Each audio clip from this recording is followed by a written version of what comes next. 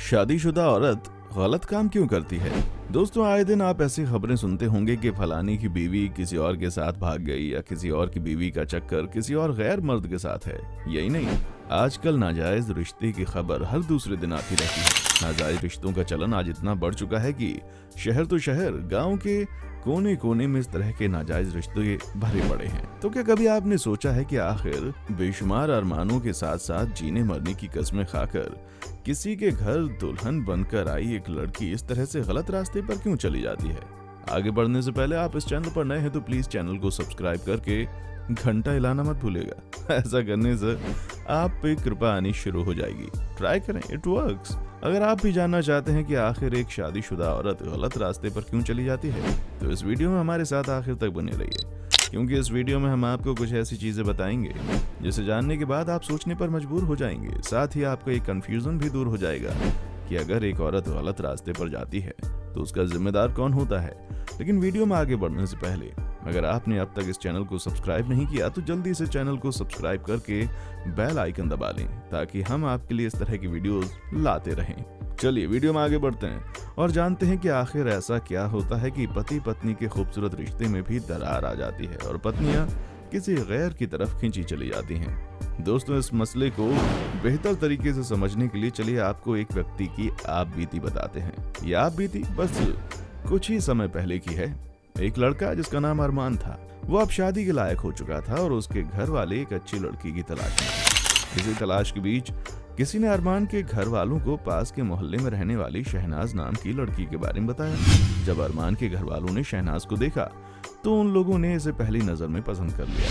जब अरमान के घर वाले शहनाज से बातचीत करने लगे तो वो उससे इतने ज्यादा प्रभावित हुए कि बस उन्होंने वहीं पर उस लड़की को अपने घर की बहू बनाने का फैसला कर लिया। लड़के वालों की तरफ से रजामंदी मिलने के बाद धूमधाम से शादी की तैयारियां शुरू हो गईं और एक समय के बाद बड़े ही धूमधाम के साथ अरमान और शहनाज की शादी हो गई। और फिर शहनाज अपने पति अरमान के साथ जीने मरने की कसम खाते हुए अपने ससुराल चली गई। शादी के कुछ समय तक तो सब कुछ खूब अच्छा चलता रहा, लेकिन धीरे धीरे न जाने क्यों अरमान ने अपनी पत्नी शहनाज से दूरी बना ली।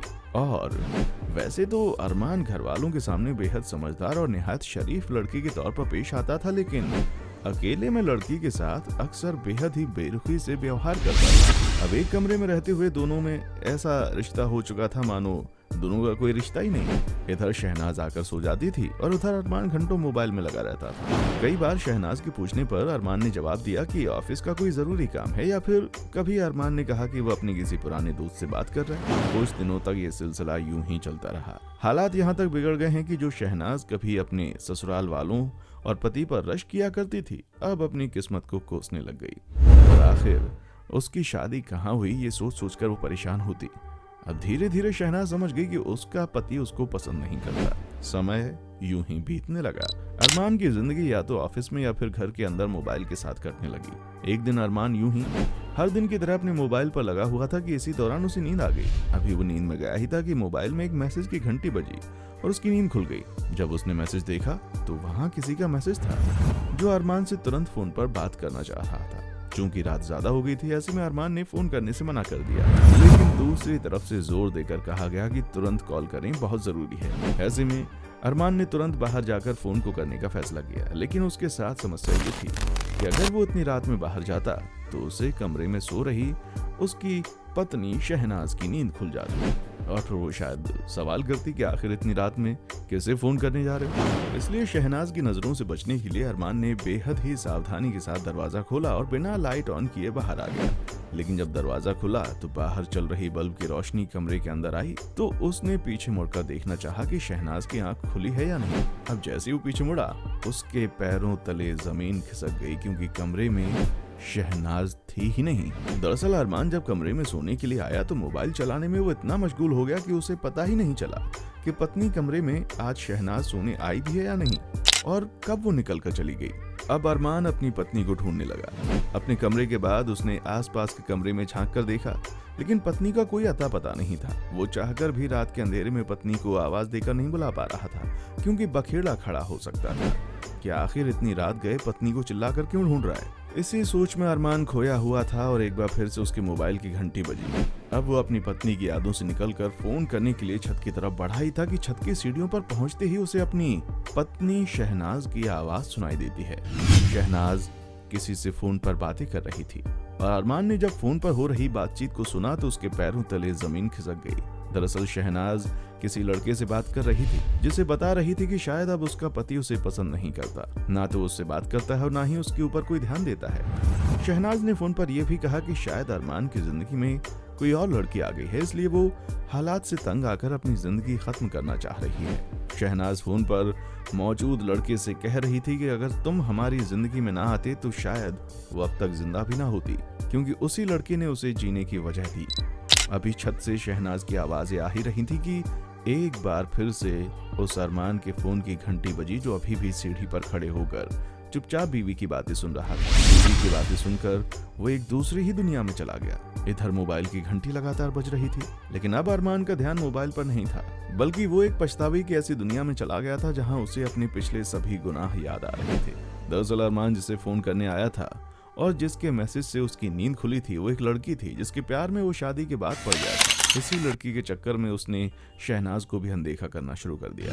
धीरे धीरे अरमान अपनी वाइफ शहनाज को इस हद तक नजरअंदाज करने लगा कि शहनाज अपनी जिंदगी को खत्म करने की कगार पर आ गई थी। लेकिन इसी बीच उसकी जिंदगी में कोई आ गया और फिर वो अपनी दुनिया में लग गई। अब यहाँ अरमान चाह रहा था कि तुरंत शहनाज से जाकर पूछे कि वो किस गैर लड़के से बात कर रही है, लेकिन तभी लगातार बज रहे मोबाइल की घंटी पर उसका ध्यान गया, जहां उसे एक गैर लड़की लगातार फोन किए जा रही थी।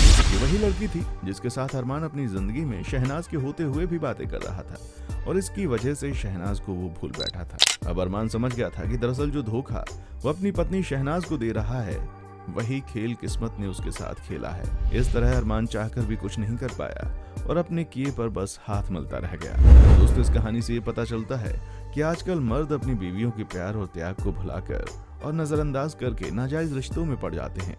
यही वजह है कि एक समय के बाद उनकी बीवियां खुद को अकेला और असहाय महसूस करती हैं और आखिर जिंदगी में अपनी जिंदगी जीने का मकसद ढूंढने के लिए किसी नाजायज रिश्ते में पड़ जाती हैं और गलत काम की ओर चल पड़ती हैं। इसलिए पति हो या पत्नी, हर किसी को चाहिए कि वो जिस भी रिश्ते में है उसे पूरी ईमानदारी के साथ निभाए। अगर आप किसी के साथ धोखा कर रहे हैं तो याद रखें, किस्मत वही खेल आपके साथ भी खेल सकती है। दोस्तों, इस वीडियो से आपको क्या सीख मिली, कमेंट बॉक्स में आकर जरूर बताएं। साथ ही वीडियो अच्छी लगी है तो इसे लाइक करते हुए शेयर भी करें। वीडियो के बारे में अपनी राय देना ना भूलें और इसी तरह की वीडियोस को लगातार देखने के लिए इस चैनल को सब्सक्राइब करके बेल आइकन जरूर दबाएं, ताकि हम आपके लिए इसी तरह के और भी वीडियोस लाते रहें। देखने के लिए शुक्रिया। दोस्तों, आपको स्क्रीन पर 2 और वीडियोस दिखाई दे रही हैं, जिसे देखने के लिए स्क्रीन पर क्लिक करें।